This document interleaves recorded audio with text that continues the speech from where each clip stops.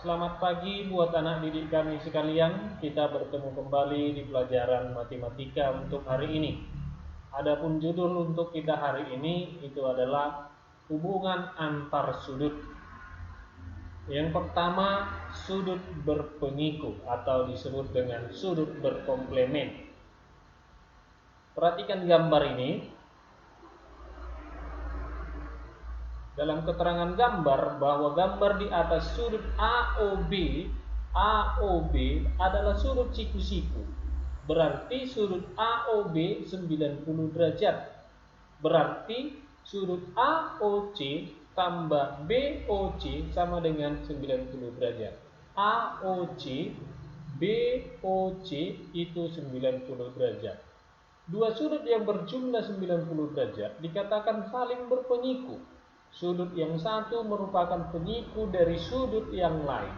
Berarti sudut AOC merupakan penyiku dari BOC.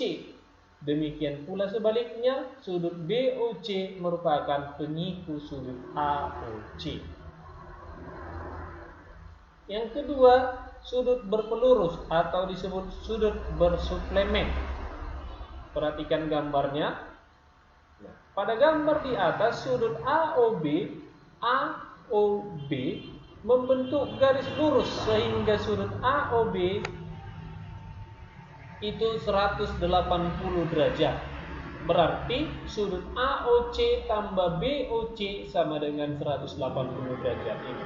AOC BOC ini 180 derajat. Dua sudut yang berjumlah 180 derajat dikatakan saling berpelurus. Sudut yang satu merupakan pelurus dari sudut yang lain. Berarti sudut AOC merupakan pelurus dari BOC. Demikian pula sebaliknya, sudut BOC merupakan pelurus dari AOC. Yang ketiga, sudut bertolak belakang. Seperti pada gambar ini. Dua garis yang saling bertolak belakang atau berpotongan akan membentuk empat sudut. Dua sudut yang letaknya saling membelakangi titik potong disebut dua sudut bertolak belakang. Dua sudut yang saling bertolak belakang adalah sama besar. Ingat, dua sudut yang saling bertolak belakang sama besar. Apanya yang sama besar? Sudutnya. Pada garis di atas atau gambar di atas, sudut AOD bertolak belakang dengan BOC. AOD BOC yang warna kuning itu saling bertolak belakang, maka besarnya sama yang warna kuning. Dan AOB bertolak belakang dengan COD yang warna abu-abu, maka besarnya juga sama. Itu artinya besar sudutnya. Ingat, dua sudut yang bertolak belakang besarnya sama. Sudut-sudut yang terbentuk apabila ada dua garis sejajar dipotong oleh garis transversal. Diketahui garis M dan N sejajar dipotong oleh garis P, akan terbentuk sudut-sudut sebagai berikut. Nah, ini dia. Garis M dan N sejajar dipotong oleh garis P, akan terbentuk sudut-sudut. Sudut A1, A2, A3, A4, sudut B1, B2, B3, B4. Kita perhatikan keterangannya. Adapun namanya di situ sudut sehadap. Apa itu sudut sehadap? Itu adalah sepasang sudut sehadap mempunyai besar yang sama. Kalau sehadap berarti menghadap sesuatu yang sama, searah. Perhatikan sudut A1 sehadap dengan B1. Sama-sama ke sana hadapan mereka. B1 dan A1. Maka besar sudutnya sama. A2 dengan B2. Besar sudutnya sama. A3 dengan B3. Besar sudutnya sama. A4 dengan B4.